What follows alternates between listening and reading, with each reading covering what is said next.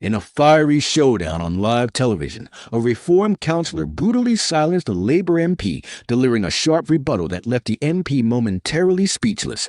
The intense exchange captivated viewers, showcasing the heated political tensions and the ability of politicians to confront each other directly in a public forum. This dramatic moment sparked discussions online about the effectiveness of such confrontations in political discourse. Or dangerous. Why does Yvette Cooper get to tell me what I can see online? What gives her that right? As an adult, I can see whatever I want and I can make my own choices, whether it's right or wrong or unsafe or not. Let him respond. Yes, but what you haven't explained is where you would get the money from to do the things that you've promised, because the money that you already allocated to it, you'd already allocated to sorting out the two-child cap. Okay, the child benefit cap. I have all the answers for you. Well, please give them to me. Where is the money coming from? Because so far, you in your statements as a party, you haven't identified it. Okay, and you spent the money twice. So actually, when we made our press launch, we did send a costing document. Shame it didn't get to you. But no, I did. I got the costing document. Okay, did you not understand it? 17.4 billion is what 17.4 billion you said you were going to be spending. Out of that, you'd already spent a good half of it twice.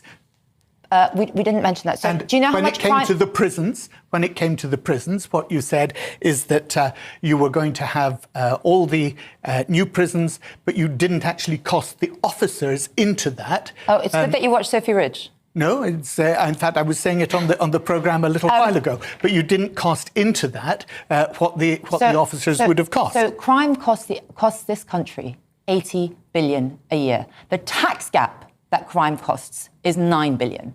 These measures will pay itself double over. You've got to have the money in the first place. What the Home Office You've got to have the money in the first place. Your Home Office, in relation to crime stats, has said, and I quote, in this government's mission is to halve violence against girls in a decade.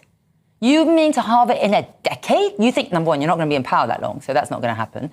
But a decade is way too long. Women and girls are being raped and sexually... So why did you vote against the bill because your bill is rubbish. That was stopping them from getting spiked, that was stopping them from getting stalked. Michelle, that's what you voted against. Another point. You vote against the very things that are going to keep children safe, like mandatory reporting of sex crimes. You voted against it. Your party didn't say anything on the Pakistani rape gangs. You sat on it. Your MPs sat on it. Your councillors sat on it. I won't be lectured by what we voted against. Your MPs, your councillors were fully aware of the Pakistani rape gangs that were happening, and you did nothing. It's a disgrace. So I won't be lectured by the Labour Party about what we voted against and protecting women and girls. Further, as a senior Crown prosecutor, I've seen the CPS's policy on women and girls, and the last part of it says that this policy applies to women irrelevant of gender.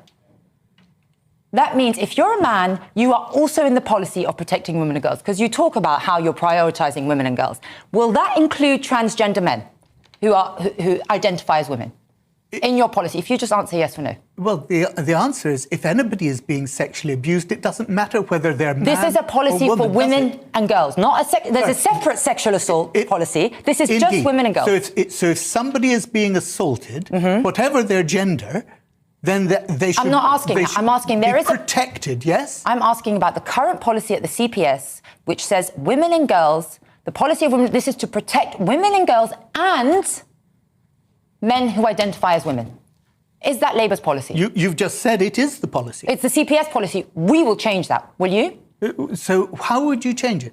To only women and girls. I'm sorry, a transgender man does not have the same risk that I do when I walk down the street. But hang on. What you're saying is that if somebody is being sexually abused as a transgender male, you would not protect them? You wouldn't have a policy to protect them? Barry, surely you're clever enough to understand that there is a policy for sexual assault that encompasses transgender men, encompasses men, yes, and there is a policy named Women and Girls, short WAG. So you can understand the difference. So if a transgender man is sexually assaulted, I believe he should be assaulted to the full force of the law. I mean, his perpetrator. This is women and girls. So how does it make any difference under which rubric they're protected? Because it doesn't prioritise women and it belittles what we go through as women. Well, I've got to say, it is a little